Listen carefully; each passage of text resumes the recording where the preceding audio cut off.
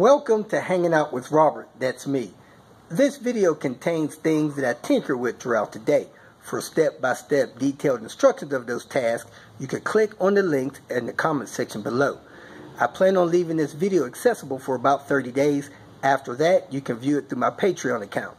This video also has tips and tricks that I've learned over the years. So, thank you very much for watching. I am out to tinker. However, I don't know if you can see this dirt blowing around. The wind is blowing in excess of 30 miles an hour gust. And you just can't film outside with that kind of wind blowing. So I'm going to stop by the junkyard here, get a part or two for Red Baron, and then go pick up Red Baron in a little bit. But I'm not going to be able to do much filming outside with this wind. It's just too brutal. You won't be able to hear a thing. Man, I just couldn't stand to see these blue seats get crushed. So I'm pulling them. If somebody needs these blue soft seats, let me know. I got a couple people in town that need them. But man, they need to spring and buy these things. These things are beautiful. Feel comfortable too. This one's a little worn, but it ain't bad. Went by my hose place and got some oil cooler lines made. The last place I was using sold me one set that is just starting to leak, but all the rest have been perfect.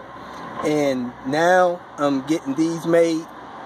These will probably be the last oil cooler line hoses I ever have to put on my T5R. Alright, we're getting ready to do the oil cooler lines on this vehicle. I have a new breed of oil cooler lines that I had made at the shop. These oil lines are incredible. Gotta go get that piece. But as you can see, it has a swivel, stainless steel, probably the last oil cooler lines this car will ever see. So let me go get that other piece, and I'm going to do it a little different this time, which will probably be quicker. I'm going to pull the fan out. I'm going to pull that charge pipe out of the way. I'm going to remove this wheel. I'm going to put the car on a jack stand on this corner. Then I'm going to take the bolt loose from the engine mount on the front. Then I'm going to jack the engine up a little bit so that I can get the thermostat bolt out.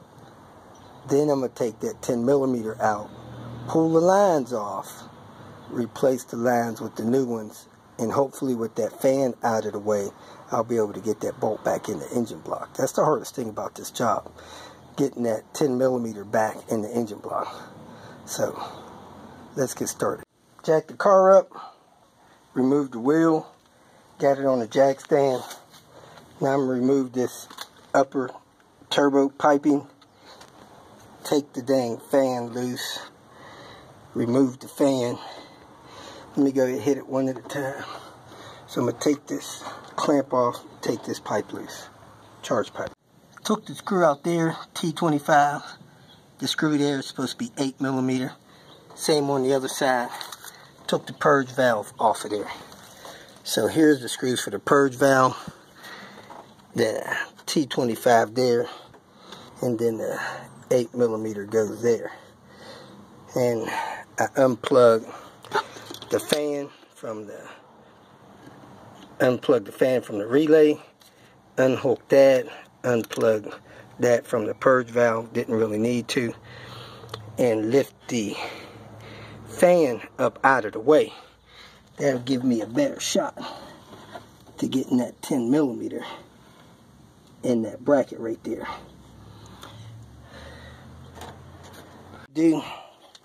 Fold this back, pull this off here, fold this back so I can see the thermostat. And I'm going to put the T30 in there to get that loose.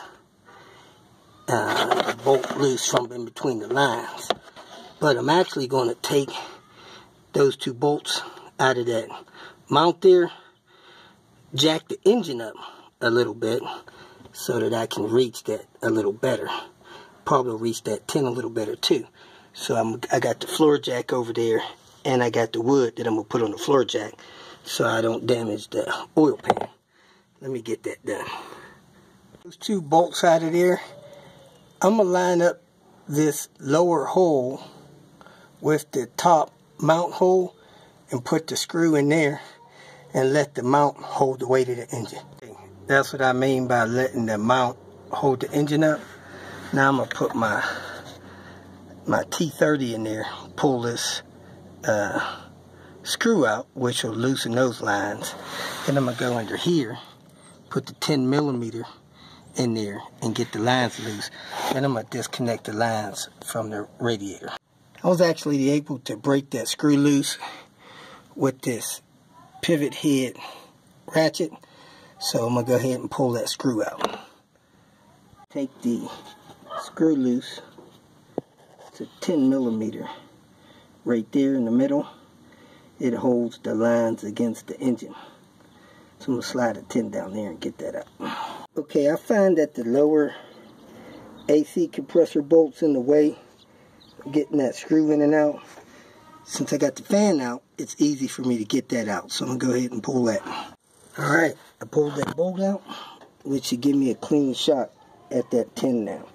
So let me go ahead and pull that 10mm. Okay, I got that 10mm bolt out. Not sure where it fell, but I'll find it. Next, I'm going to unclip the oil line there, unclip the oil line here, and go ahead and pull these out. I'm going to use this tool here to pull those out. That's the best thing, to spread those clips and get them unlocked. When you disconnect these lines, I don't know, you may lose about 10 ounces of oil. So have something under there to catch that oil so that you're not making a mess. Turn the clip where I can get this on there. I spread it and then I massage the line out. But this is the easiest way that I've seen to get these clips out. Need 2 hands. Clean this up as best you can. Spray it down with brake parts cleaner. Then you want to work this clip out and massage these lines out with this clip. So this clip was the only thing holding the lines in. I'm going to go ahead and use 2 hands and work the lines out of the oil cooler thermostat.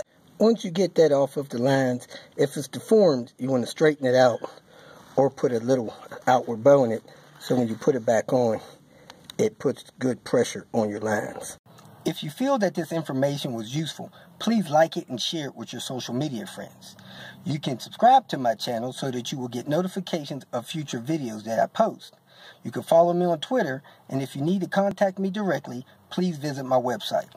And if you have any questions, leave them below, and someone or myself will reply to them. Again, thank you very much for watching.